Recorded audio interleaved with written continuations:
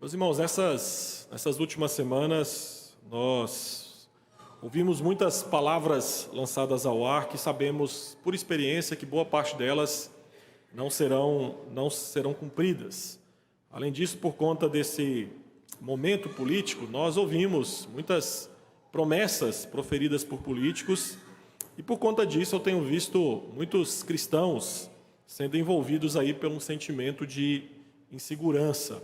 Com a eleição de um novo presidente, por causa das suas falas, das suas promessas, nós temos visto muitos temores quanto à economia, quanto à moralidade, educação, saúde, de certa forma passando a habitar o coração de muitos.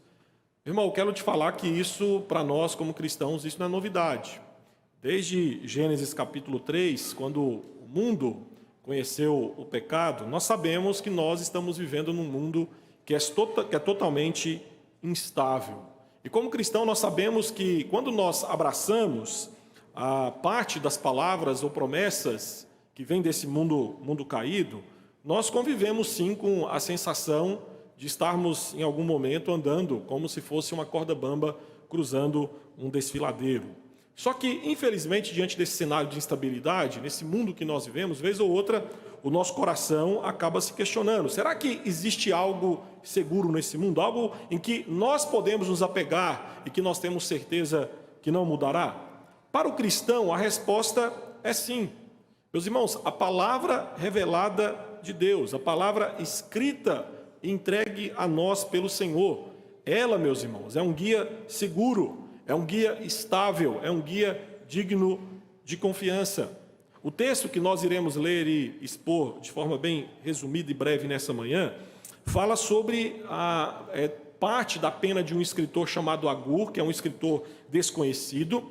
E do versículo 1 até o versículo 4, o que nós vamos ver é que esse autor, ele expressa o seu cansaço, dizendo literalmente que havia chegado ao fim da linha.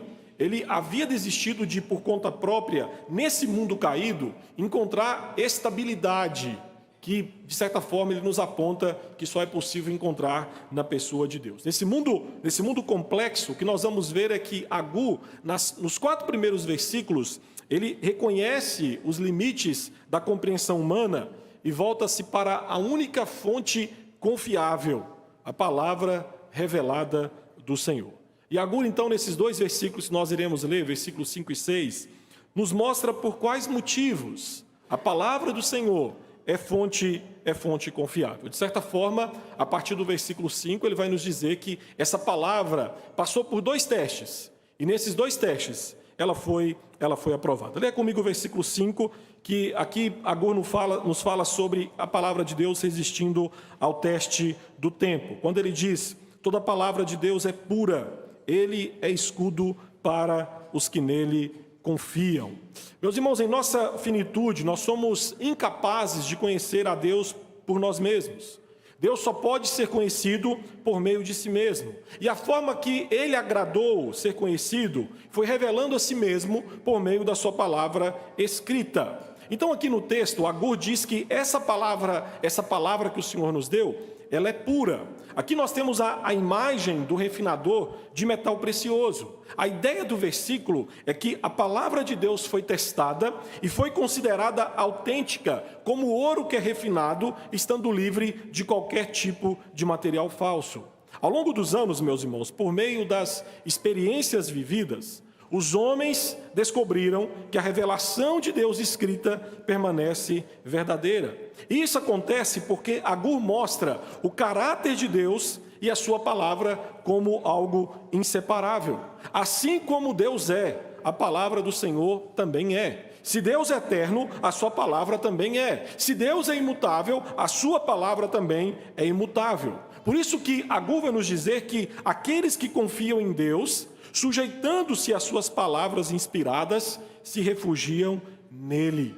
Em meio às inseguranças e ameaças da vida, diz Agur que a palavra de Deus é o escudo, a segurança daqueles que buscam a Deus. E meu querido irmão, o povo do Senhor, nós que aqui estamos ao longo do tempo, ao crer em Deus, por meio da sua palavra revelada, tem encontrado no Senhor segurança em um mundo totalmente inseguro.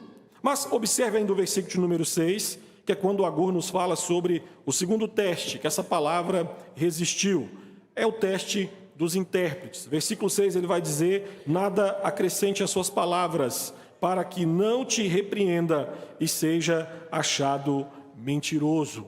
Agur, diante da palavra de Deus, como diz no versículo 5, que foi testada e é suficiente. Agora no versículo 6, ele adverte sobre as consequências de os intérpretes acrescentarem algo a essa palavra nos dada pelo Senhor. Interessante que esse texto não adverte o leitor quanto a se aproximar. A ideia aqui não é exortar você para se afastar da revelação escrita. A ordem aqui é para você não adicionar. E é interessante que na lei de Moisés, quando você lê Deuteronômio capítulo 4, Deuteronômio capítulo 12, você vai ver que já existia na lei de Moisés uma ordem, uma proibição quanto a diminuir o texto bíblico, quanto a tirar do livro bíblico, do texto bíblico, algo revelado pelo Senhor. Por isso que Agur aqui, indiretamente, revela aquilo que os homens, desde Gênesis 3, sempre foram mais propensos a fazer. Nós sempre somos mais propensos a acrescentar do que a diminuir a palavra do Senhor. Meus irmãos, é mais fácil acrescentar sob o disfarce da interpretação. Bem como porque as pessoas ficam encantadas com novas interpretações. Então a ideia aqui de Agur é que a tentação é tentar melhorar o texto, se não adicionando algo novo nesse texto, interpretando de uma maneira que distorça o ensino de uma passagem.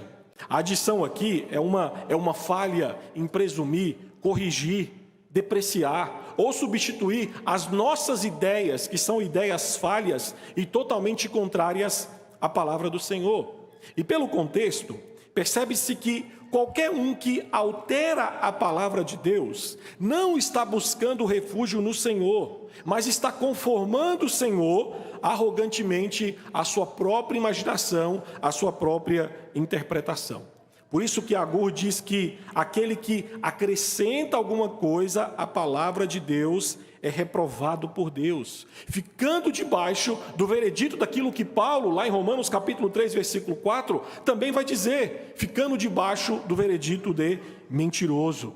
Sempre que alguém fala algo de Deus, que não está revelado em sua palavra, o próprio Deus, por meio das Escrituras, o chama de mentiroso.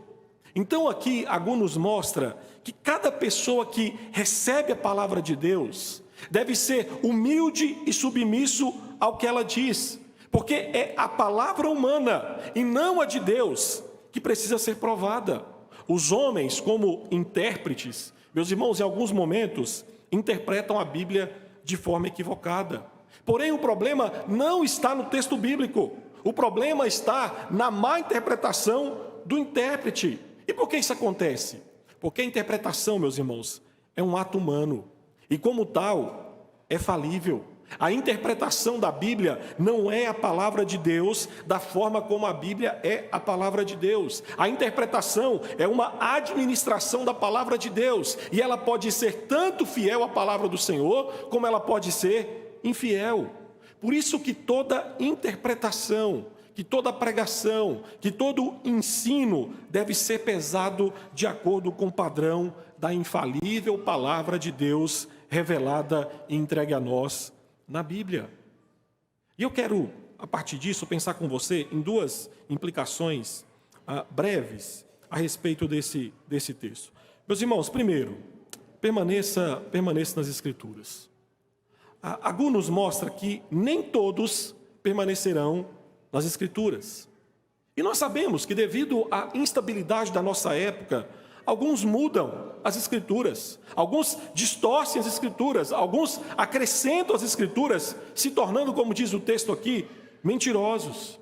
Nós vivemos em um mundo que valoriza o novo, que valoriza o progressista, que valoriza o evoluído e que constantemente, por conta desse cenário de mudança, tenta adaptar a Bíblia, mudando conceitos e inserindo interpretações esdrúxulas. Mas Agur nos demonstra que a única forma de estarmos seguros é nos refugiando na palavra revelada de Deus. Esse provérbio nos lembra que devemos estar prontos para permanecer na palavra de Deus. Permanecer lendo, permanecer ouvindo, permanecer crendo em tudo o que é afirmado na palavra do Senhor. Nós não devemos nos esquecer que Deus permanece o mesmo ontem, hoje, eternamente. E assim também é a sua palavra. Isaías nos falou sobre isso, que a erva pode secar, a flor pode murchar, mas a palavra do Senhor permanece para sempre. Por isso, meu irmão, a exortação do provérbio para nós é que nesse mundo de tantas mudanças, de tanta instabilidade, nós como servos do Senhor, nós temos que permanecer naquilo que é consistente, naquilo que é imutável. Nós temos que permanecer na palavra revelada de Deus. Mas não basta apenas permanecer, nós temos que também nos submeter às Escrituras. O que esse texto nos faz é exortar sobre receber a palavra revelada e escrita de Deus e se submeter humildemente ao seu ensino. Entenda uma coisa, meu irmão. Essa submissão é requerida de nós, até mesmo quando essa palavra nos instiga ao sacrifício de algo valioso para nós. A submissão é requerida quando esta palavra nos confronta a abandonar práticas pecaminosas que, de certa forma, nos dão uma falsa sensação de prazer e que nos são muito preciosas. Essa submissão é exigida, porque submeter-se à palavra revelada de Deus é submeter-se ao próprio Deus que nos entregou. Ao passo que quando você se rebela contra o ensino das Escrituras, é você se rebelar contra o Deus que nos entregou a sua palavra escrita. Calvino dizia que devemos abraçar sem censura tudo o que for ensinado na Bíblia. Devemos a Bíblia a mesma reverência que devemos a Deus, pois na Bíblia Deus abre os seus próprios lábios santos e os apóstolos foram escribas seguros e genuínos do Espírito Santo. Mas além de permanecer e submeter, há uma terceira e última implicação. Meu irmão, creia na palavra de Deus, creia no verbo que se fez carne. Agur fala de crer na palavra de Deus, encontrar refúgio. Agur nos mostra que a Bíblia é muito mais do que apenas um texto informativo. Meus queridos, a Bíblia é um texto formativo e transformativo. Kevin Van Hooser disse que a Bíblia é dotada de autoridade especial para servir como um pedagogo canônico que nos instrui na mente de Cristo. A Bíblia nos treina para pensar conforme o Evangelho, afinando cada corda da alma para que possamos vibrar em harmonia com o que Deus faz em Cristo Jesus. Meus irmãos, esse momento que nós temos aqui agora, como igreja do Senhor, aquilo que nós teremos como escola dominical daqui a pouco, ou seja, o ensino do Evangelho para nós como cristãos, não é meramente uma palestra instrutiva, mas para nós é um evento redentor. Por isso, aproxime-se da Bíblia como quem precisa ouvir a voz de Cristo e se colocar diante da sua presença. Lutero, na época da Reforma, disse que, mesmo que Cristo fosse dado por nós e crucificado 1000 vezes, seria tudo em vão, se a palavra de Deus estivesse ausente e não fosse distribuída e dada a mim com a seguinte ordem: isto é para ti, toma aquilo que é teu. Nós entendemos, à luz da palavra do Senhor, que a salvação é realizada mediante a obra de Cristo, mas ela é distribuída pela palavra e pelo Espírito Santo. Sem essa distribuição, sem a pregação da palavra do Senhor, ninguém seria salvo. Deus ordenou a sua palavra como instrumento pelo qual Jesus Cristo, em toda a sua graça, é apresentado e dispensado a nós pecadores. Essa palavra só se torna refúgio e seguro constante para você, caso você, nesse mundo instável, responder não apenas a essa palavra, mas ao Cristo ao qual essa palavra aponta. Por isso, meu querido irmão, como povo do Senhor, creia em cada ponto, em cada letra, em cada palavra, em cada versículo, em cada capítulo, em cada livro da Bíblia, porque a Bíblia e Cristo andam juntos. Nós somos salvos por meio da fé em Cristo, mas nós encontramos Cristo através das páginas das Escrituras Sagradas. Por isso, abrace e creia na palavra escrita e revelada de Deus, porque é por meio dela que nós somos encontrados pelo Cristo encarnado, o Verbo que se fez carne e que tem a sua história redentiva contada em cada uma das páginas das Sagradas Escrituras. Que assim o seja. Curva a sua cabeça e por alguns instantes oremos ao Senhor.